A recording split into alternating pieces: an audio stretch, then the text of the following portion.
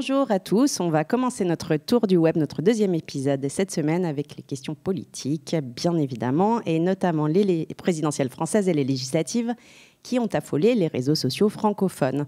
On démarre fort avec Arié Avidor, ancien ambassadeur franco-israélien et ennemi intime du député Meyer Habib, qui réagit au présidentiel en France en s'amusant sur sa page Facebook de voir qu'un ami d'Israël en remplace un autre à l'Élysée et d'ajouter « les crétins font la gueule ».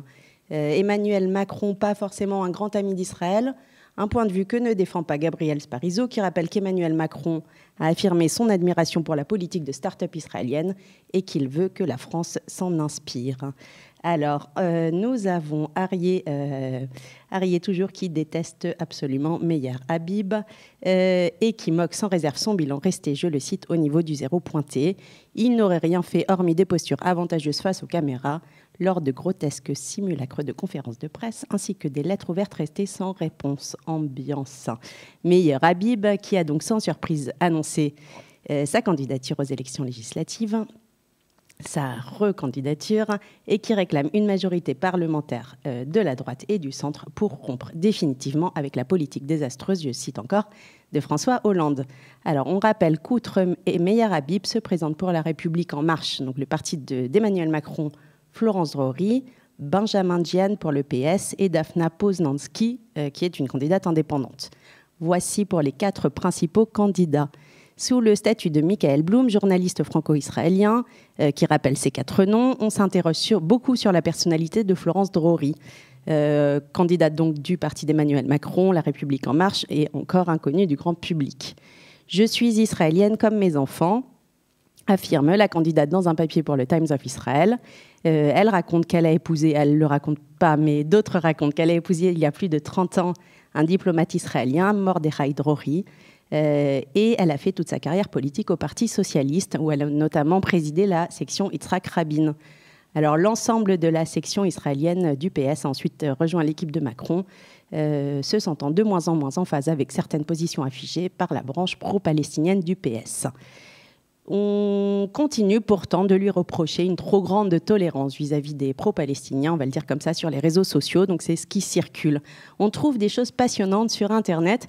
Et notamment, j'ai lu quelque part qu'on avait vu Meyer Habib manger du couscous dans un restaurant non cachère. Je vous jure que c'est vrai que je l'ai lu. Alors on dénonce dans cette même mouvance le caractère anti-religieux de Florence Drori sur le site de Kalita, par exemple, où Ilan se plaint beaucoup de ça.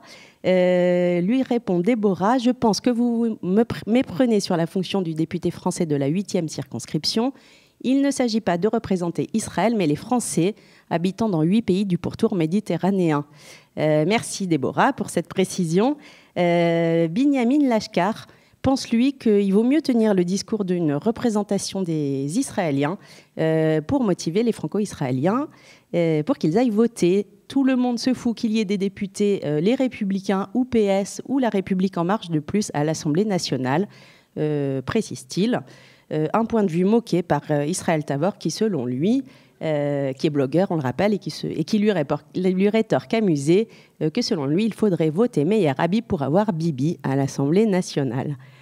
Voilà pour la politique. Alors, rien à voir, mais sur le passionnant groupe Facebook Teen Auckland, on apprend beaucoup de choses cette semaine sur les rémunérations des babysitters en Israël.